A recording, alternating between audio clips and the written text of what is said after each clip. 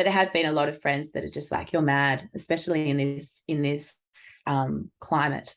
So it's just about basically surrounding yourself with the people who are going to lift you up and be constructive in their feedback.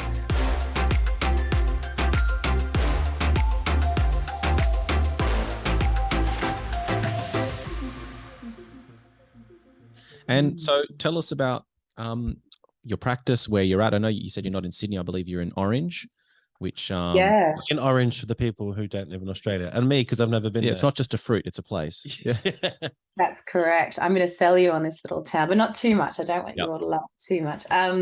Yeah, I hate the word journey. I think it's been overused in all those Australian Idol shows, but it has been a bit of a journey from the operating theatres of RPA to what was very much a side business. We moved to Orange 5 years ago in 2017. And to paint the picture for us, it's a town of about 45,000 people, about 4 hours west of Sydney. There's a lot of industry here. We have gold mine.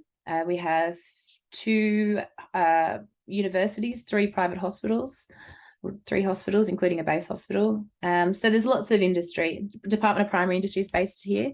And when I moved here in 2017, I was walking down the main street looking around thinking, people are getting service. Where are they getting it from? Because there's no one here. And people were flying out. There was a lot of fly-in, fly-outs from Sydney, and people would travel to Sydney for it. So I went, right, I'm going all in on this. So in 2017, I became a full-time injector, contracting into other people's businesses. And that ranged from beauty therapists to dermatologists to plastic surgeons, dental clinics, the works, under many different sort of systems, which eventually sort of honed down to Fresh. And the vision was to bring what was a standalone medical cosmetic clinic to Orange. Sydney had them. They were everywhere. Jake, I'm familiar with yours, Infinity Clinic, beautiful clinic. That's what I wanted to bring to Orange. So that was the vision. And I finally realized that last year and opened my, and was locked down for the first month.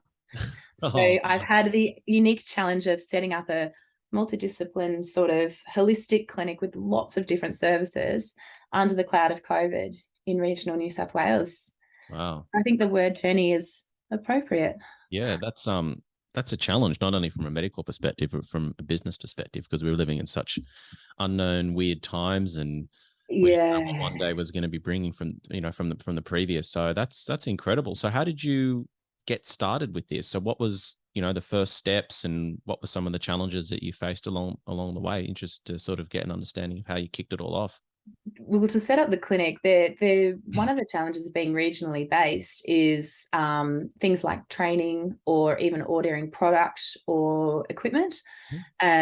Does come with an extra challenge. So we're a relatively new clinic. I don't have the cash flow to say I'm going to order a month's worth of product. I'm sort of ordering it week to week or fortnight to fortnight, but there's not that reliability of the product coming out. I had done my research on my demographic in the town here. I'd planned my team, the services that I wanted, and the big major piece of investment that I have is a Cutera XLV Plus, beautiful laser. Spent big money on this laser. No one could deliver it, and no one could come and train because of COVID. So we received a $180,000 laser and had to do Zoom training. So all that sort of stuff just added an extra layer of pressure. And like you said, David, from a business perspective, especially in a regional town, they wanting to see, well, what has a previous business earned with this? Where there is one. What did you make last month? Well, I was a contractor last month that I didn't have. So the loans I took out to start this were all personal loans, not business loans. Right. Wow. And I've brought in staff, local staff. Everyone here is local. On promises, yes, come, I will pay you, and then locked down. So that takes some pretty big balls, Kylie. Some would say it is madness. You've taken on a lot of debt in your personal name, and not many people are prepared to do that. And it's sort of quite interesting when you sort of get a business to a point where it's successful and you're doing all the great things, and people are patting you on the back and telling you how great you are.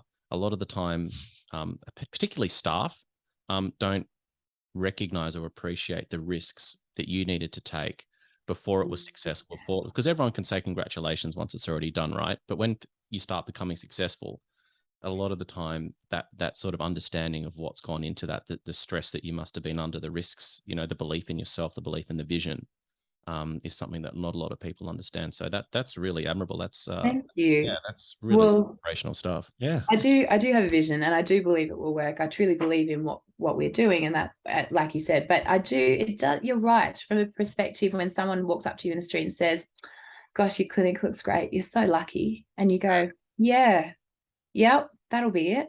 Yeah. Well, to quote the thing behind you, I like the way you work it. No diggity. That's my little inspirational frame poster on the wall. And what were your sort of friends and family? You know, everyone's got an opinion. Yes. Especially family, especially, you know, your parents, probably from a more conservative generation, or people that think, what are you doing? Just go to the hospital, be safe.